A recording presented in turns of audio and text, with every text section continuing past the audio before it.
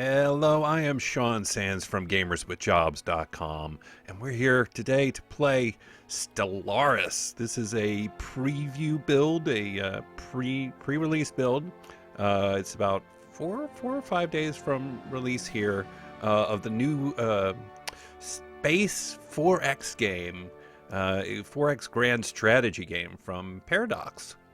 Who make my favorite game of all time, Europa Universalis 4, among many other classic games. For this video, I'm going to go through the character creation stuff and sort of give an overview.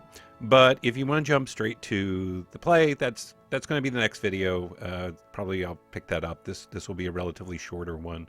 We'll create a race, and I'll talk a little bit about my initial sort of sense of just how not is it just the feel of the game, whether this is a how this matches up to some of their previous efforts, and just sort of the overview of it. But to do that, let's actually start. We'll make a new race for this campaign. I have some of the previous races I've played here. I love that you can have them actually be spawns. Like after you create them, they stay in this list. There's the bunch of pre-made ones that Paradox adds with the game. But any new races that you add, they stick around. They might show up in your future games unless you either want to make sure they definitely do or want to make sure they definitely don't. It's just sort of random. But I like that. I do. No, we're not going to be humans. Humans are dull. So let's go over here. I'm actually kind of surprised for such a deep strategy game. I'm really pleased with how many sort of race setup options there are. Really, it's well fleshed out. I don't know why or if that should be surprising, but yeah, it's a pleasant surprise, if anything. And you have, they're all sort of based off a basic sort of physiology of everything from a reptile to a mollusk to giant space fungus and birds. Let's see, what have I been so far? I've done a mollusk and I've done a reptile. So this time it could be a mammal, but not a human mammal. Human mammals are dull. What's this dude? That's weird. Nope, not doing a cat. I need a dog. Do they have a dog? Dog-ish? That's fox-ish. I don't know, that's a little too foxish for me. What the hell is that? Oh, yeah, we're a platypus. We're space platypus. Yeah, I'm good with that. So what are we? We could call ourselves space platypus, but no, we are going to be the platitudes. Yeah. Nope, we are platitude, and platitudes is our plural. And then what does it think the adjective should be? Platitudin. Yes, that is correct. Good job, game. You got it in one. You can kind of define what sort of ship names are going to have, not human, or leaders or planets and all that stuff. A little bit based on what you are. I'm 1,000,001. Nah, that looks Dothraki or something. I don't know. No. Etheron the Unifier. False the Quick. Oh yeah, I love those. Those are pompous soundings. Platypus are pompous. Pompous platypus. Traits. So this is actually where you start getting into the nitty-gritty. I'm 100 years old and I still use the term nitty-gritty. It's a thing. Don't worry about it. But this is where you have a certain number of trait points and picks that you can do. Now, obviously, some are negative and some are positive. Some add to your point total because they're bad for you, and some don't. What do I want to be? So what are our platitudians? What would they be good at? Adaptability feels like how are you guys still mammals? That's a question I always have. So I think they're adaptive, which is nice because it gives us a bonus to habitability, which is important. Habitability is just really closely tied to happiness. The more habitable a planet is, the more sort of maximum happiness you can have on it. So if a bunch of people, who normally live on a nice warm continental world are off living on a barren wasteland or, a frozen tundra, doesn't matter how good the economy is, they're probably not going to be super happy. Are they weak? Army damage.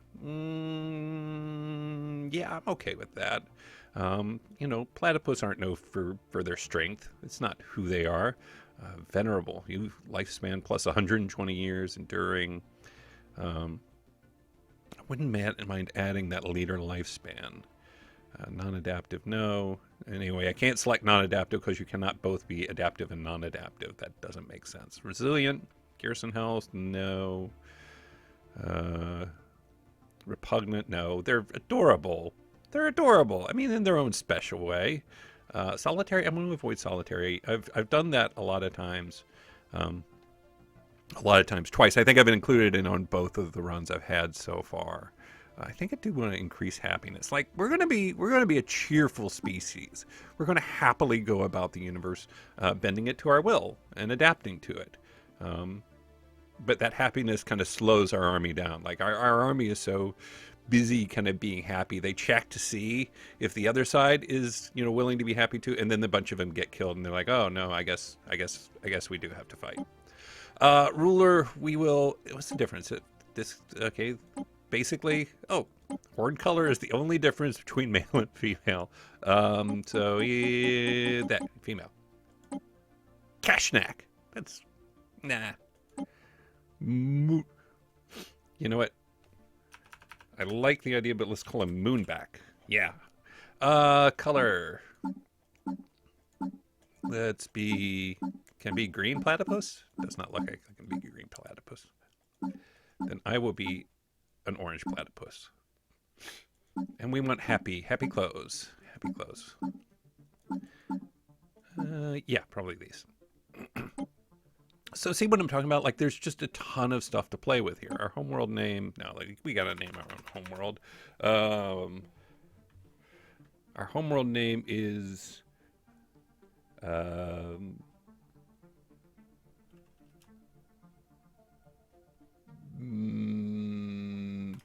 Mammalus. For as long as I thought about that, that's all I came up with, and I'm deeply disappointed. And Platis. It's our star name. Solar system will be random. I think we have to live on an ocean world. I mean, platypus really feel like, water-based mammals more than anything else. Continental world is nice, but all this land, I feel like a lot of the land would be wasted. So we'll have an ocean preference. Yeah. Which means we still will be able to inhabit, continental worlds and tropical worlds. They just won't be quite as good. Mammalian city, what are the differences here? Yeah, we'll just do a mammalian city. Government and ethics. So over here are the different government types. The different government types you can choose, you see most of these are grayed out, are really defined by the ethics of your race. So, we may be an individualist race where we don't tolerate slavery, but get a bonus associated with that. Or on the opposite side, we may be collectivist. No, slavery is super cool, which we probably won't do.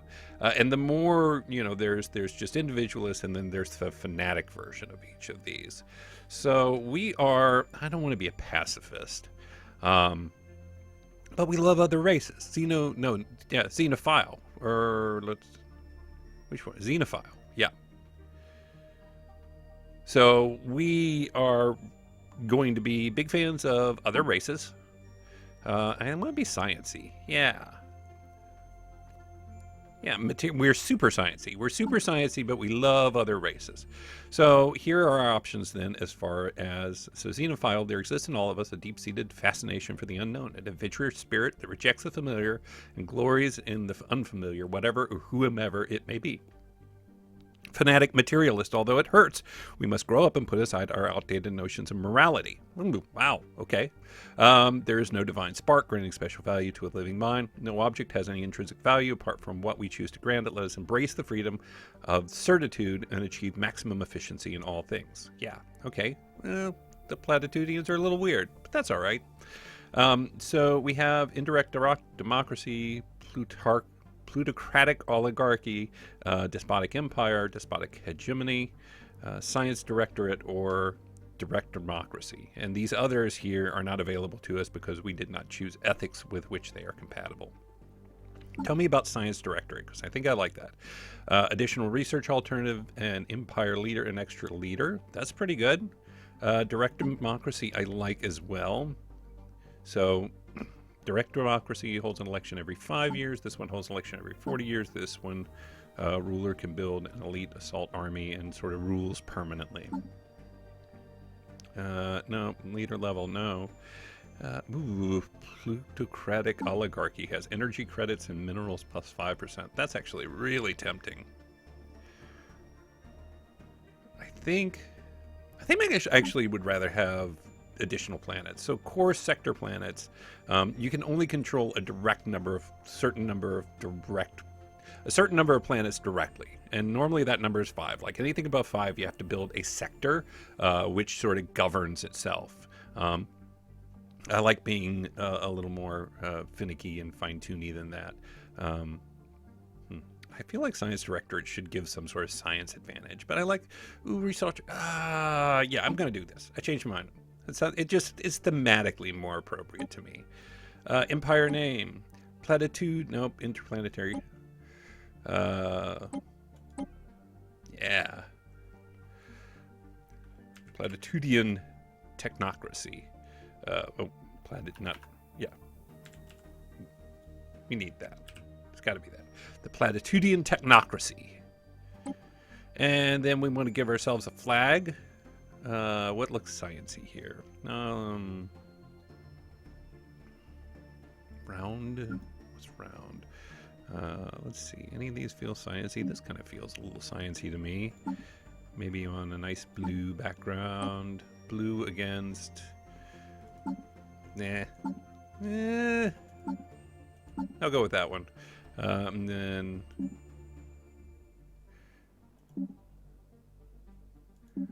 Yeah, that. The platitudian technocracy.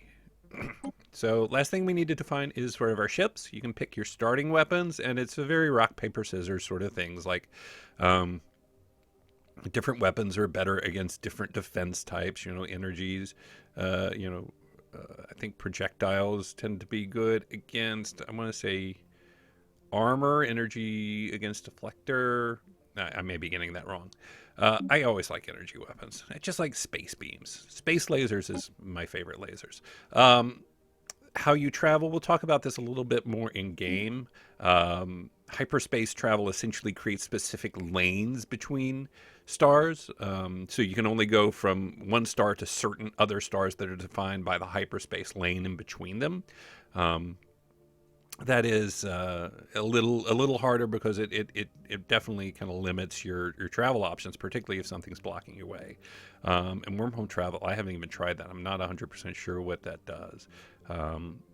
So I think you actually have to have special wormhole stations to begin to travel between stars. But we're just going to do warp travel, which is the most sort of flexible and easy at first. And what do I want? We'll just do mammalian ships. They look nice and spaceshipy. And there you go. The Platitudian technocracy has warp travel, lasers, and some cool ships. They're xenophiles. They're fanatic materialists. So they love science and they love other people who like to be kind of chill out and have a nice time.